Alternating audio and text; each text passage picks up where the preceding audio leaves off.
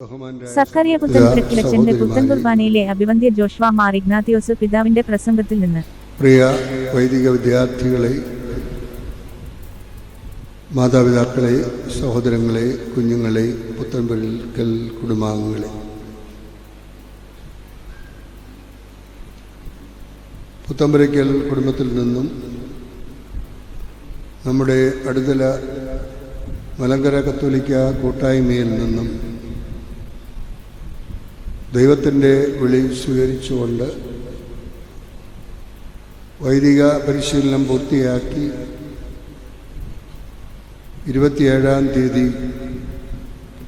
മാവേലിക്കര കത്തീഡ്രലിൽ വച്ച് സഭയിൽ പുരോഹിതനാകുവാൻ പരിശുദ്ധാത്മാവ് നിന്നെ വിളിക്കുന്നു എന്ന് പറഞ്ഞുകൊണ്ട് വലതുകരത്തിൽ പിടിച്ച് മദ്ബഹായിലേക്ക് ആനയിച്ച് കൂദാശകളുടെ കൂദാശയായ വിശുദ്ധ കുർബാനയിൽ നിന്ന് പരിശുദ്ധാത്മ നൽവരം പ്രിയപ്പെട്ട സക്കറിയാസിന്റെ മേൽ ആവസിപ്പിച്ച് പുരോഹിതനായി അഭിഷിക്തനായ നമ്മുടെ കൊച്ചച്ഛൻ ഇന്ന് തന്നെ വളർത്തിയ അടുതല കൂട്ടായ്മയിൽ കൃതജ്ഞതയുടെ ബലിയർപ്പിക്കുകയാണ്. ഈ അവസരത്തിൽ നമ്മുടെ കൊച്ചച്ഛനു വേണ്ടി പ്രാർത്ഥിക്കുവാനും അദ്ദേഹത്തോടൊപ്പം ഈ ബലിയിൽ പങ്കെടുക്കുവാനും ഈ കുർബാനയുടെ അനുഭവത്തിലൂടെ ദൈവ സാന്നിധ്യം അനുഭവിക്കുവാനുമുള്ള വലിയ ഒരവസരമാണ് നമുക്ക് ലഭിച്ചിരിക്കുന്നത്.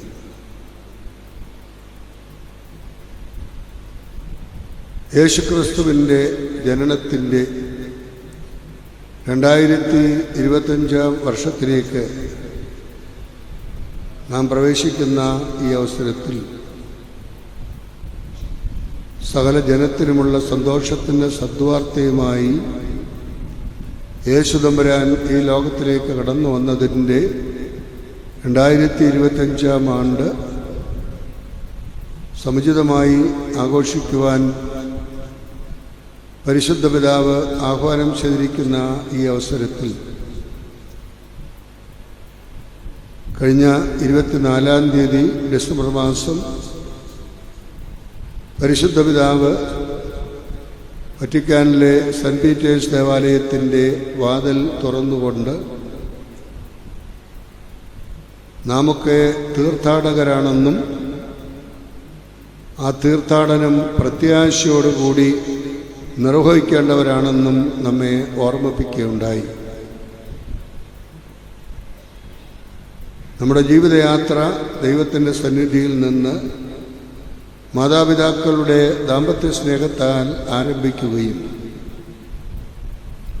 ദൈവം അനുവദിച്ചിടത്തോളം കാലം അനുവദിച്ചതായ ഭൂപ്രദേശങ്ങളിൽ നാം ജീവിച്ചുകൊണ്ട് ദൈവസന്നിധിയിൽ ആ യാത്ര തിരികെ എത്തിച്ചേരുമ്പോഴാണ് പൂർണ്ണമാകുന്നത് എന്നും ഈ യാത്രയിൽ പല കാരണങ്ങളാൽ നമുക്കൊക്കെ നിരാശയുണ്ടാകാം.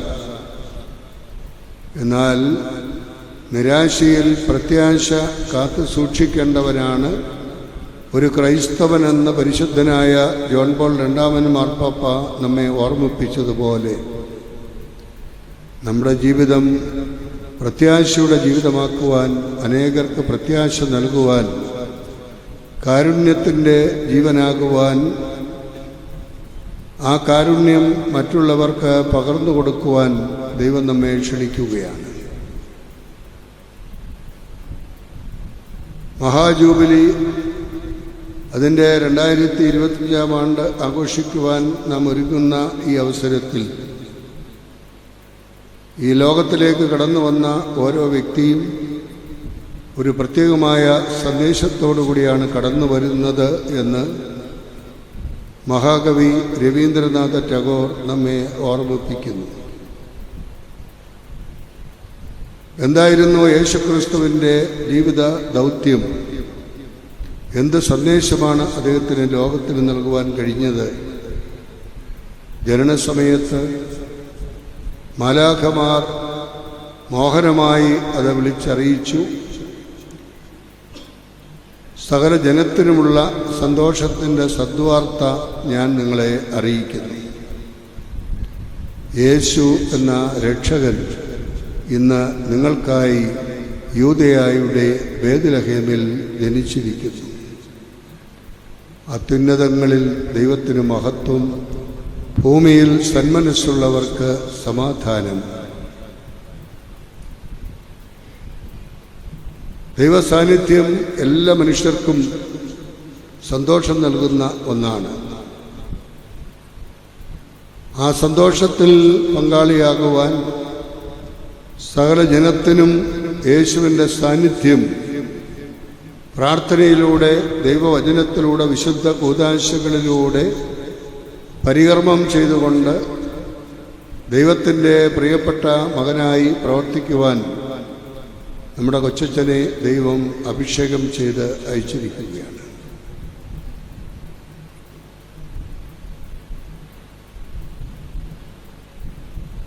അച്ഛൻ പ്രവർത്തിക്കുവാൻ നിയോഗിക്കപ്പെട്ട ഭൂപ്രദേശങ്ങളിൽ ഇടവക കൂട്ടായ്മയിൽ മാത്രമല്ല,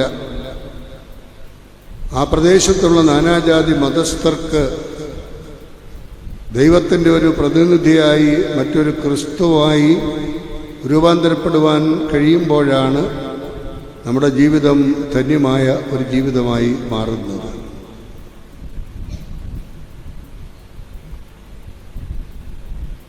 ഈ പ്രദേശത്ത് പുത്തമരയ്ക്കൽ കുടുംബത്തിൽ സാൻഡേഴ്സ് കുട്ടിയുടെയും ഏലിയാമ്മയുടെയും മകനായി 1995 ഓഗസ്റ്റ് മാസം 26-ാം തീയതി ജനിച്ച് ഇളയ സഹോദരൻ റിജോയോടൊപ്പം ജീവിച്ച് 1-ാം ക്ലാസ് മുതൽ 10-ാം ക്ലാസ് വരെ നമ്മുടെ വിമല സെൻട്രൽ സ്കൂളിൽ പഠിച്ച് 2012 ജൂൺ മാസം 7-ാം തീയതി ഒരു പുരോഹിതനാകുവാനുള്ള ആഗ്രഹത്തോടുകൂടി നമ്മുടെ മൈനസ് സെമിനറിയിലേക്ക് കടന്നു വരികയും ഹയർ സെക്കൻഡറി കറ്റാനം പോപ്പയസ് 11th ഹയർ സെക്കൻഡറി സ്കൂളിലും ഉപരിപഠനം മാവേലിക്കര മാറിവാനിയസ് ആർട്സ് ആൻഡ് സയൻസ് കോളേജിൽ BA ഇക്കണോമിക്സ് എടുത്ത് പഠിക്കുകയും അതിനുശേഷം ധർമാരാം കോളേജിൽ ഫിലോസഫി പഠനം പൂർത്തിയാക്കുകയും ചെയ്ത് പ്രായോഗിക പരിശീലനത്തിനായി നമ്മുടെ മൈനർ സെമിനറിയിലും അരമനയിലും ഒക്കെ പരിശീലനം നേടിയ അദ്ദേഹം ദൈവശാസ്ത്ര പഠനത്തിനായി മലങ്കര സുറിയാനി കത്തോലിക്ക സഭയുടെ സെൻറ് മേരീസ് മേജർ സെമിനാരിയിൽ ദൈവശാസ്ത്ര പഠനം പൂർത്തിയാക്കി സഭയിൽ പുരോഹിതനാകുവാൻ പരിശുദ്ധാത്മാവ് വിളിക്കുന്നുവെന്നുള്ള വിളി സ്വീകരിച്ചുകൊണ്ട് പുരോഹിതനായി അഭിഷിക്തനായി താൻ തന്നെ വളർത്തിയ സ്ഥലമായ നസറത്തിലേക്ക് യേശു തമ്പുരാൻ കടന്നു വന്ന് പതിവ് പോലെ ദേവാലയത്തിലേക്ക് പോയി വായിക്കുവാൻ എഴുന്നേറ്റ് നിന്നു. യേശയ്യാ പ്രവാചകന്റെ പുസ്തകം വായിക്കുവാനായി കൊടുക്കപ്പെട്ടു. പുസ്തകം തുറന്ന് 61-ാം അധ്യായം ഉദ്ധരിച്ചുകൊണ്ട് യേശു തമ്പുരാൻ പറഞ്ഞ കാര്യങ്ങളാണ് ലൂക്കോസിന്റെ സുവിശേഷം 4-ാം അധ്യായം 16 മുതലുള്ള വാക്യങ്ങൾ ഉദ്ധരിച്ചുകൊണ്ട് നമ്മുടെ കൊച്ചച്ഛൻ ഇന്ന് തൻ്റെ ദൗത്യം എന്താണെന്ന്, യേശുവിൻ്റെ ദൗത്യം തുടരുക എന്നുള്ളതാണെന്നുള്ള ബോധ്യത്തോടുകൂടി ഇവിടെ സുവിശേഷമായി വായിച്ചു കേൾപ്പിച്ചത്. കർത്താവിൻ്റെ ആത്മാവ് എൻ്റെ മേലുണ്ട്. ജ്ഞാനസ്നാനത്തിലൂടെ ദൈവത്തിൻ്റെ മകനാകുവാൻ, മോറാനഭിഷേകത്തിലൂടെ സത്യവിശ്വാസത്തിൻ്റെ മുദ്രയും അടയാളവും, പരിശുദ്ധാത്മാ നൽവരങ്ങളുടെ പൂർണ്ണതയും പ്രാപിച്ചുകൊണ്ട് വളരുവാൻ, പൗരോഹിത്യ പട്ടത്തിന് മുമ്പുള്ള ശമാശപട്ടത്തിലൂടെ ആത്മാവിൻ്റെ അഭിഷേകം പ്രാപിക്കുവാൻ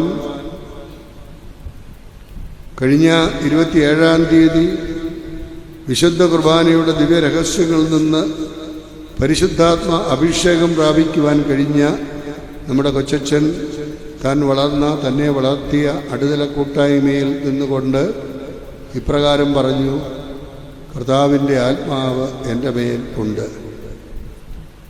അവിടുന്ന് എന്നെ അഭിഷേകം ചെയ്ത് അയച്ചിരിക്കുകയാണ്.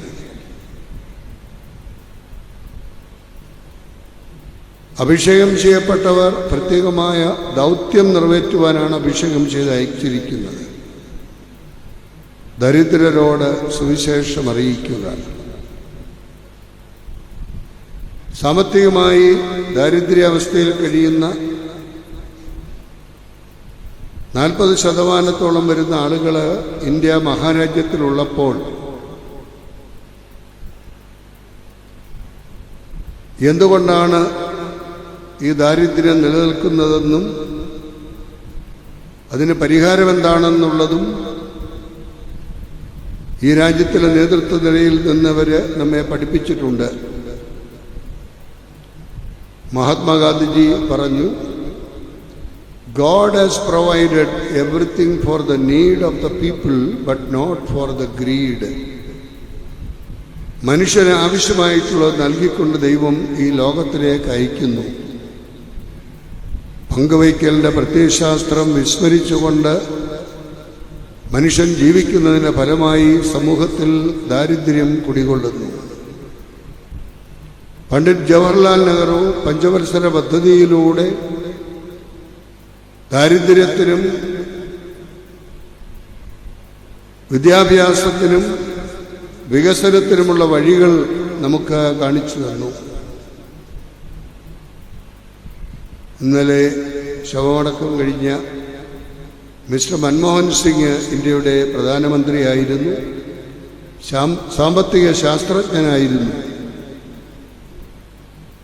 ഈ ദാരിദ്ര്യത്തിൻ്റെ അവസ്ഥ മനസ്സിലാക്കിക്കൊണ്ട് അതിൽ നിന്നും മോചനം ലഭിക്കുവാനും ഇന്ത്യ മഹാരാജ്യം ലോകരാജ്യങ്ങളുടെ മുൻപന്തിയിൽ നിൽക്കുന്ന ഒരു രാജ്യമായി മാറണമെന്നുമുള്ള ആഗ്രഹത്തോടെ പ്രവർത്തിച്ച ഒരു വ്യക്തിയാണ്. ഞാൻ വന്നിരിക്കുന്നത് അവർക്ക് ജീവനുണ്ടാകുവാനും അത് സമർത്ഥമായി ഉണ്ടാകുവാനുമാണെന്ന് അരുളിച്ചെയ്ത യേശു തമ്പുരാൻ ഈ ദാരിദ്ര്യം അകറ്റുവാൻ വേണ്ടിയാണ്, മറ്റുള്ളവർക്ക് മാതൃക കാണിച്ചു കൊടുക്കുവാൻ വേണ്ടിയാണ് അപ്പത്തിൻ്റെ ഭവനത്തിൽ ബേത്ലഹേമിൽ വന്ന് ജനിച്ചതും ദരിദ്രരോട് സുവിശേഷം അറിയിച്ചുകൊണ്ട് ജെറുസലേമിലും സമറിയായാലും യൂദയായാലും ചുറ്റി നടന്ന് പ്രവർത്തിച്ചതും നന്മ മാത്രം ചെയ്തുകൊണ്ട് ജീവിച്ച നന്മസ്വരൂപി കാൽവരിമലയുടെ നെറുകയിൽ മനുഷ്യൻ്റെ നിന്ദയും അപമാനവും ഏറ്റുവാങ്ങിക്കൊണ്ട് ദൈവസ്നേഹത്തിൻ്റെ പാരമ്യത ഔന്നത്യം വെളിപ്പെടുത്തിക്കൊണ്ട് ഇത്രത്തോളം ഞാൻ നിങ്ങളെ സ്നേഹിക്കുന്നു എന്ന് മുൾമുടി ഏറ്റുവാങ്ങിയ ശിരസ്സും മുറിവുകളാലുണ്ടായ ഉടലും കാണിച്ചു തന്നുകൊണ്ട് നമ്മെ ബോധ്യപ്പെടുത്തി. മറ്റുള്ളവർക്ക് വേണ്ടി മരണം കൈവരിക്കുവാൻ, നമ്മെ വീണ്ടെടുക്കുവാൻ തയ്യാറായ ആ ദൈവപുത്രൻ ഈ കാലഘട്ടത്തിൽ നമ്മോട് പറയുകയാണ്, സാമ്പത്തിക ദാരിദ്ര്യം മാത്രമല്ല, സമ്പന്ന കുടുംബങ്ങളിലെ ആത്മീയ ദാരിദ്ര്യം ഇന്ന് വർദ്ധിച്ചു വരികയാണ്. പണവും പ്രതാപവും സുഖവും സൗകര്യമൊക്കെ ഉള്ളപ്പോൾ സർവശക്തനെ മറന്നുകൊണ്ട് ഇതെല്ലാം എൻ്റെ കഴിവാണ്, മിടുക്കാണ്, കുടുംബ മാഹാത്മ്യമാണ്, വിദ്യാഭ്യാസ യോഗ്യതയിലൂടെയാണ്, അല്ലെങ്കിൽ മക്കളൊക്കെ സ്വദേശത്തോ വിദേശത്തോ ഒക്കെ കഷ്ടപ്പെടുന്നത് കൊണ്ടാണ് എന്നുള്ള മനോഭാവത്തിൽ മനുഷ്യൻ ജീവിക്കുമ്പോൾ നമ്മുടെ പൂർവികരായ മാതാപിതാക്കൾ പറഞ്ഞു തന്നിട്ടുണ്ട്, കുഞ്ഞെ, ദൈവത്തെ മറന്ന് പ്രവർത്തിക്കരുത്, നീ എവിടെയാണെങ്കിലും ദൈവം നിന്നോടുകൂടിയുണ്ട്. ആ ദൈവത്തെ മറന്ന് കാണപ്പെടുന്ന ദൈവങ്ങളായ മാതാപിതാക്കളെ അവഗണിച്ചുകൊണ്ട് അമ്മയുടെ ഉദരത്തിൽ പിറന്ന എന്നെപ്പോലെ ജീവിക്കുവാൻ അവകാശമുള്ള സഹോദരി സഹോദരന്മാരെ വിസ്മരിച്ചുകൊണ്ട് അയൽവക്കത്ത് താമസിക്കുന്ന നാനാജാതി മതസ്ഥരോടുള്ള പ്രതിബദ്ധതയില്ലാതെ ജീവിച്ചുകൊണ്ട് മനുഷ്യനിന്ന് അരാജകത്വത്തിൻ്റെ നെല്ലിപ്പടി എണ്ണിക്കൊണ്ടിരിക്കുന്ന ഈ അവസരത്തിൽ സാമ്പത്തിക ദാരിദ്ര്യവും ആത്മീയ ദാരിദ്ര്യവും ഭൂഷണമല്ല എന്നും അത് പരിഹരിക്കുവാൻ നാമൊക്കെ നേതൃത്വം കൊടുക്കണമെന്നും ഓർമ്മിപ്പിക്കുമ്പോൾ ദരിദ്രരോട് സുവിശേഷം അറിയിക്കുവാൻ ഒരു പുരോഹിതനെ ദൈവം അയച്ചിരിക്കുകയാണ്. ഹൃദയം തകർന്നവരെ ആശ്വസിപ്പിക്കുക, നീറുന്ന നിരവധി ഹൃദയത്തിൻ്റെ ഉടമകൾ സാമ്പത്തികമാകാം, രോഗാവസ്ഥയാകാം, അപകടമാകാം, മരണമാകാം, ഇതിലൂടെയൊക്കെ കടന്നു പോകുന്ന അവസരത്തിൽ ഹൃദയം തകർന്ന് ജീവിക്കുന്ന ആളുകൾ നമ്മുടെ മധ്യത്തിലുണ്ട്. അവർക്ക് കഴിഞ്ഞ ഒക്ടോബർ മാസം 24-ാം തീയതി പരിശുദ്ധ പിതാവ് ഫ്രാൻസിസ് മാർപ്പാപ്പ ദി ലെഗ്സ് ഇറ്റ് നോസ്, അവിടുന്ന് നമ്മെ എത്രത്തോളം സ്നേഹിച്ചു എന്ന് നമ്മെ ഓർമ്മിപ്പിക്കുമ്പോൾ ആ ഹൃദയത്തിന് അനുയോജ്യരായ രീതിയിൽ ജീവിച്ചുകൊണ്ട് നീറുന്ന നിരവധി ഹൃദയത്തിൻ്റെ ഉടമകൾക്ക് ആശ്വാസം പകരുവാൻ ഒരു പുരോഹിതനെ ദൈവം അഭിഷേകം ചെയ്ത് അയച്ചിരിക്കുകയാണ്. രോഗികൾക്ക് സൗഖ്യം നൽകുക, വിളിച്ചു വരുത്തുന്ന രോഗങ്ങളും വന്നു കയറുന്ന രോഗങ്ങളുമുണ്ട്. ക്രിസ്മസ് ആഘോഷിച്ചപ്പോൾ അതിൻ്റെ റെക്കോർഡൊക്കെ മദ്യശാലകൾക്ക് ലഭിച്ച ലാഭം എത്രമാത്രമുണ്ടെന്നൊക്കെ സർക്കാർ വളരെ അഭിമാനത്തോടെ, സാമ്പത്തിക ദാരിദ്ര്യത്തിൽ കഴിയുന്ന ഒരു സംസ്ഥാനം കൂടുതൽ നാശത്തിലേക്ക് പോകുവാൻ റെക്കോർഡ് വിജയം കൈവരിച്ചു എന്നൊക്കെ പറയുമ്പോൾ മനുഷ്യന് വിലയും നിലയും കൊടുക്കാത്ത സാമ്പത്തിക ശാസ്ത്രങ്ങളും സംവിധാനങ്ങളുമൊക്കെ വളർത്തിയെടുക്കുവാൻ നാം പരിശ്രമിക്കുമ്പോൾ ആവശ്യമില്ലാത്തതോ വാങ്ങിക്കുടിച്ചില്ലാത്ത രോഗങ്ങളൊക്കെ വിളിച്ചു വരുത്തി ഞാൻ രോഗിയാണെന്ന് മനസ്സിലാക്കി അതിൽ നിന്ന് പരിഹാരം കണ്ടെത്തുവാൻ ചിലവഴിക്കുന്ന പണം എന്തുമാത്രമുണ്ട് എന്ന് നോക്കുമ്പോൾ രോഗികൾക്ക് സൗഖ്യം കൊടുക്കുക, ആവശ്യത്തിലേറെ ഭക്ഷണം കഴിച്ചുകൊണ്ടാണ് നമ്മളൊക്കെ രോഗികളും ദ്രോഹികളും ഭോഗികളുമായി മാറുന്നത്. കല്ലുവാതുക്കൽ മദ്യദുരന്തമൊക്കെ നമുക്കിപ്പോഴും ഓർമ്മയുണ്ട്. ഇവിടെ കൂടുതലും രോഗികൾ ഭക്ഷണമില്ലാത്തത് കൊണ്ടല്ല, ആവശ്യത്തിലേറെ ഭക്ഷണം കഴിക്കുന്നത് കൊണ്ടാണ് രോഗികളായി മാറുന്നതെന്നൊക്കെ കാണുമ്പോൾ സൂപ്പർ സ്പെഷ്യാലിറ്റി ആശുപത്രികളും മെഡിക്കൽ കോളേജുകളുമൊക്കെ എത്ര ഉണ്ടായിട്ടും അതിനൊന്നും പരിഹാരം കണ്ടെത്തുവാൻ കഴിയുന്നില്ല എങ്കിൽ രോഗാവസ്ഥ, സ്വാഭാവികമായി വരുന്ന രോഗങ്ങളും വിളിച്ചു വരുത്തുന്ന രോഗങ്ങളും ആരോഗ്യമില്ലാത്ത ഒരവസ്ഥയിലേക്ക് നമ്മെ നീക്കുമ്പോൾ അങ്ങനെയുള്ളവർക്ക് സൗഖ്യം കൊടുക്കുവാൻ ഒരു പുരോഹിതനെ ദൈവം അഭിഷേകം ചെയ്ത് അയച്ചിരിക്കുകയാണ്. അടിച്ചമർത്തപ്പെട്ടവർക്ക് സ്വാതന്ത്ര്യം നൽകുക. മനുഷ്യൻ സ്വതന്ത്രനായി ജനിക്കുന്നു, സമസ്ത മേഖലകളിലും ബന്ധിയായി മാറിക്കൊണ്ടിരിക്കുന്നു എന്ന് റൂസോ എന്ന തത്വചിന്തകൻ നമ്മെ ഓർമ്മിപ്പിക്കുമ്പോൾ ബന്ധുരം കാഞ്ചന കൂട്ടിലാണെങ്കിലും ബന്ധനം ബന്ധനം തന്നെ പാരിൽ. മറ്റുള്ളവരുടെ ദൃഷ്ടിയിൽ നോക്കിയ വലിയ വീടും സംവിധാനങ്ങളും സൗകര്യങ്ങളുമൊക്കെയാണ്. തത്തയെ സ്വർണ്ണക്കൂട്ടിലിട്ട് വളർത്തുകയാണ്. ആ തത്തയ്ക്ക് ഒരു സ്വാതന്ത്ര്യവുമില്ല എന്ന് നമ്മൾ മനസ്സിലാക്കുന്നില്ല. സ്വർണ്ണക്കൂടിൻ്റെ മാഹാത്മ്യം മനസ്സിലാക്കി നിൽക്കുന്ന ആളുകളാണ്. ആ കൂട്ടിൽ കിടക്കുന്ന തത്ത പറയുകയാണ്, വിട്ടയക്കുക കൂട്ടിൽ നിന്ന് എന്നെ, ഞാൻ ഒട്ടുവാനിൽ പറന്നു നടക്കട്ടെ, എന്നെ സ്വതന്ത്രമായി വിടുക.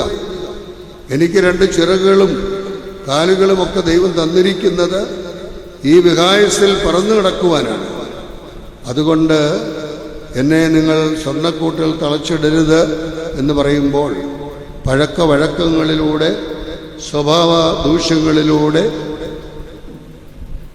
മനുഷ്യൻ ബന്ധിയായി മാറിക്കൊണ്ടിരിക്കുന്ന സാഹചര്യത്തിൽ ആ ബന്ധനങ്ങളിൽ നിന്ന് മനുഷ്യരെ മോചിപ്പിക്കുവാൻ ഒരു പുരോഹിതനെ ദൈവം അഭിഷേകം ചെയ്ത് അയച്ചിരിക്കുകയാണ്. കർത്താവിൻ്റെ സ്വീകാര്യമായ വത്സരം അറിയിക്കുക. ഓരോ ദിവസവും ദൈവം നമുക്ക് ദാനമായി നൽകുന്ന ദിവസമാണ്.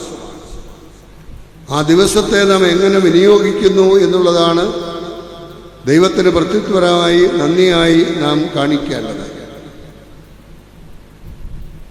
ആ ദിവസം അനന്ത സാധ്യതകളുള്ള ദിവസമാണ്.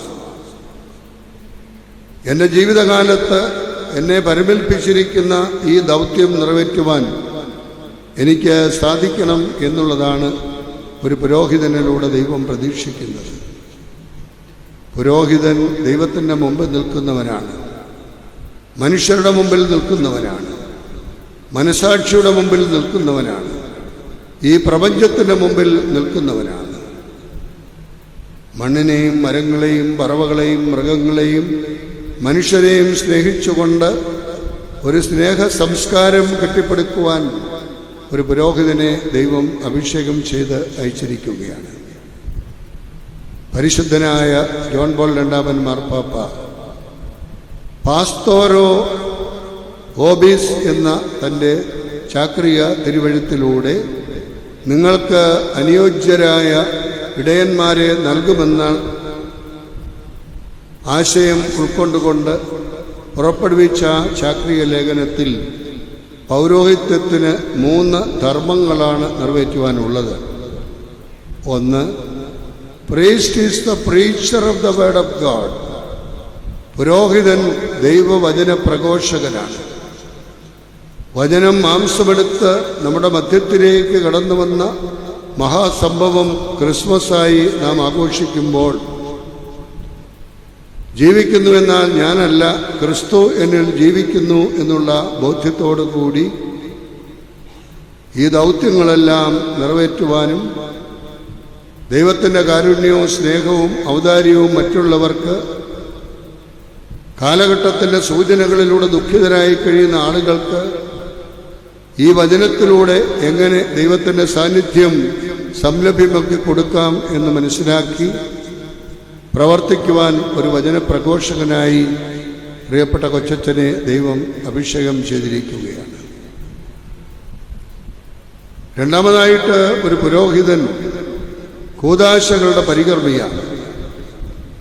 അദൃശ്യമായ ദൈവത്തിൻ്റെ കൃപ ദൃശ്യമായ കർമ്മങ്ങളിലൂടെ തൻ്റെ മക്കൾക്ക് ഈ ലോകത്തിലേക്ക് കടന്നു വരുന്ന നിമിഷം മുതൽ ഈ ലോകത്തെ വിട്ട് പരമപിതാവിൻ്റെ സന്നിധിയിൽ തിരികെ എത്തിച്ചേരുന്നതുവരെ സംലഭ്യമാക്കി കൊടുക്കുവാൻ ഒരു പുരോഹിതനെ ദൈവം അഭിഷേകം ചെയ്ത് അയച്ചിരിക്കുകയാണ്. ജ്ഞാനസ്നാനത്തിലൂടെ ദൈവമക്കളാക്കുവാൻ, മൂറോനഭിഷേകത്തിലൂടെ സത്യവിശ്വാസത്തിൻ്റെ മുദ്രയും അടയാളവും പരിശുദ്ധാത്മ നൽവരങ്ങളുടെ പൂർണ്ണതയും നൽകുവാൻ. മനുഷ്യൻ ബലഹീനനാണ്. മാനുഷിക ബലഹീനതകൾ എല്ലാ മനുഷ്യരിലും കടന്നുകൂടുവാൻ സാധ്യതയുണ്ട്. To err is human and correct is divine. തെറ്റ് തെറ്റാണെന്ന് മനസ്സിലാക്കിക്കൊണ്ട് തിരുത്തുക ദൈവികമായ അനുഗ്രഹമാണ്.